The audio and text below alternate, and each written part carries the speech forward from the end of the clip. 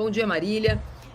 Agora tá falando Corinthians. Será que os nobres conselheiros entendem a pressão que será uma eventual saída do Soldado e do Memphis, incluindo tudo na imprensa? Porque parece que eles não entendem. Não, eles não entendem. Eles não entendem, mas eles vão entender. Porque nem que tenha que ser repetindo 1000 vezes no ouvido dessa galera, eles vão entender. Despertar para transcender, que orgulho do Memphis, é isso. O Memphis é quase mais ídolo pelo que ele falou do que pelo que ele joga de vez em quando, ainda que tenha feito o gol do título. É isso que os caras não entendem. O segredo da fé não é o cara que faz o gol do título, o segredo da fé é morar na arquibancada. O segredo da fé é o amor unilateral, infinito, irremediável que o torcedor sente pelo clube. Ninguém no Corinthians é infinito. O Rivelino não foi infinito. Senhores, incomodados, chateadinhos, sumam do Corinthians.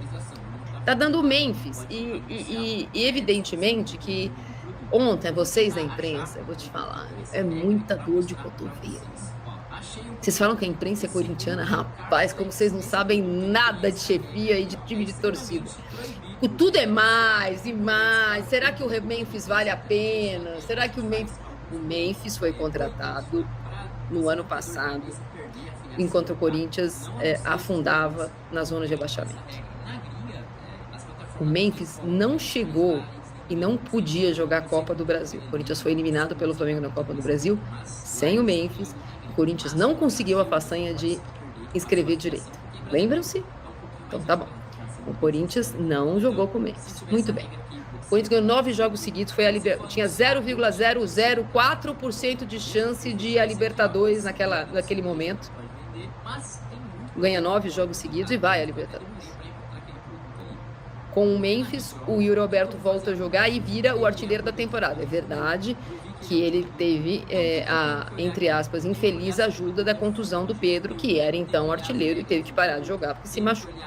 Num jogo contra o Corinthians. Porém, né, ele vai para a seleção, se machuca e fica fora. Aí, esse ano, o Corinthians é campeão paulista no jogo de ida.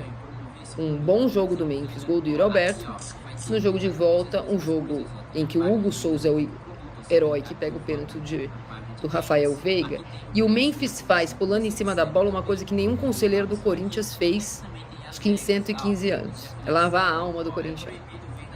Aí o Memphis começa com esse nheco-nheco no Campeonato Brasileiro. Não joga, não quer, esse data FIFA, chega à semifinal a Holanda da Liga das Nações, a data FIFA de junho dele é essa, né, durante a Copa do Mundo de Clube, aí ele não quer jogar na volta, quer tirar férias, tira férias, porque mais férias que os outros, volta, não sei se vai jogar contra o Palmeiras na Copa do Brasil. É bem importante, né, senhoras e senhores? Muito bem. Contra o Atlético Paranaense também não queria jogar, porque foi um jogo que o Corinthians, diferentemente do Flamengo, jogou o jogo de mata-mata de Copa do Brasil um dia depois da data FIFA. Ele volta contra o Atlético Paranaense. Não, o Corinthians já tinha ganhado o jogo de ida antes da data FIFA por 1-0. Ele não quer jogar, mas tem que jogar, tal. As quartas de final, ele joga menos de 45 minutos. Sai antes de acabar o primeiro tempo. O Corinthians faz 1-0 naquele jogo, ele sai. Briga com o Dorival, tem uma relação bastante conturbada com o Dorival o ano inteiro por conta desse comprometimento que é visto como não comprometimento no Corinthians, e muitas vezes é mesmo. Anda em campo, não quer nada com nada, não faz isso, não faz aquilo. Afunila a temporada, o Corinthians tem alguns jogos no final do Campeonato Brasileiro para chegar lá aos 45 pontos. Tem até flerta, vamos para a Libertadores, viu? Campeonato Brasileiro, nenhuma chance, nunca teve no campeonato inteiro. O Corinthians tem como jogo de preparação eu não estou inventando isso, quem falou foi o Dorival, como jogo de preparação para as semifinais aí da Copa do Brasil e finais, o clássico contra o Corinthians em casa.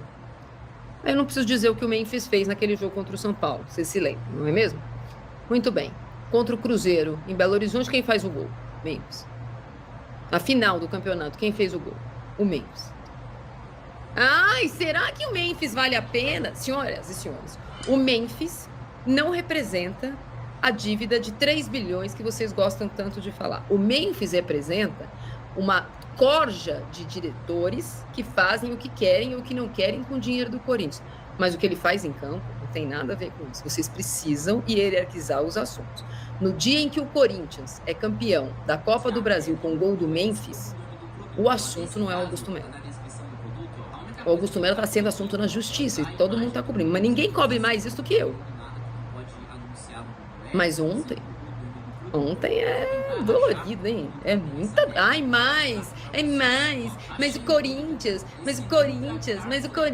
não é mais o Corinthians, é o Corinthians. E o Corinthians. Aprendam, senhores. E o Corinthians. Nenhum clube, especialmente o Corinthians, não são seus diretores. Não são seus conselheiros. O Corinthians existe porque existe o Corinthians de fora do Parque São Jorge. O de dentro de Parque São Jorge morreu há muitos anos. Esqueceram de enterrar. Então, se vocês estão incomodados, sumam e se enterrem. Porque o Corinthians vai existir sempre. E o Corinthians existe.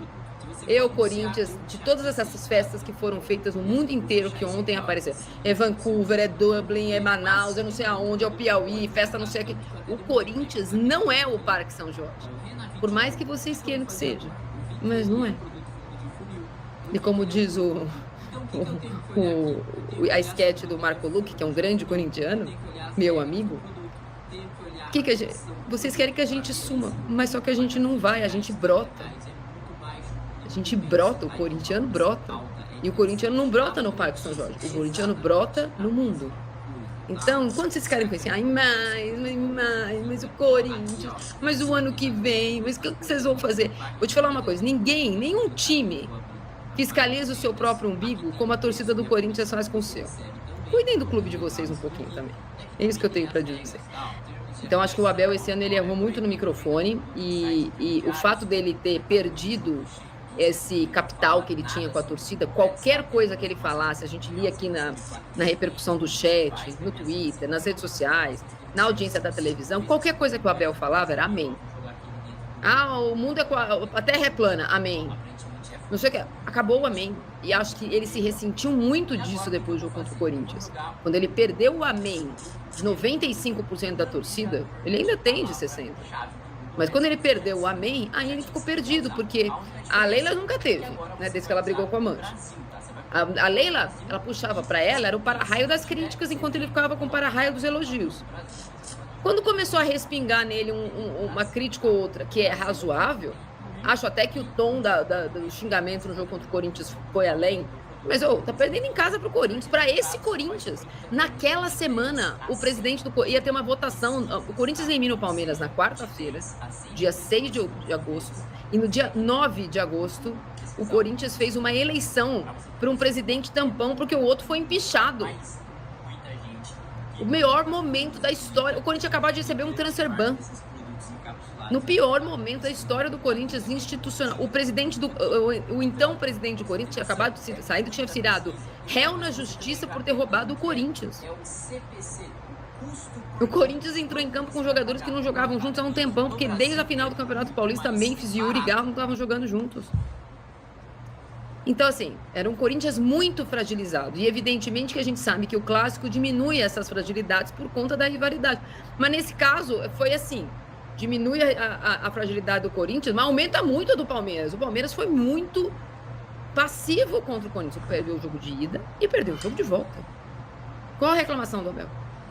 E era o Hilton Pereira Sampaio, hein? O Corinthians não ganha nunca com o Hilton Pereira Sampaio. Conseguiu ganhar um jogo. Minha nossa senhora, é um milagre. O Abel esse ano faltou. O Abel, eu prefiro ganhar títulos. O Lelo Amaral fala. Eu prefiro ganhar títulos que ganhar do Corinthians. E ficou sem nada. Apostou um campeonato e só perdeu os dois. O Lelo, eu até entendo que naquele momento, do ponto de vista reativo, né? Ele é muito bom quando ele é reativo. O torcedor do Palmeiras não gosta muito. É reativo esportivamente. Ele fala isso porque ele ainda apostava em títulos da temporada. Mas ele não pode garantir. E ao não garantir e falar essa frase, nem uma coisa nem outra. E o pior, o Corinthians ganhou um título. Então, o Corinthians agora pode falar, a gente gosta de ganhar do Palmeiras e de ganhar título. Porque é um fato.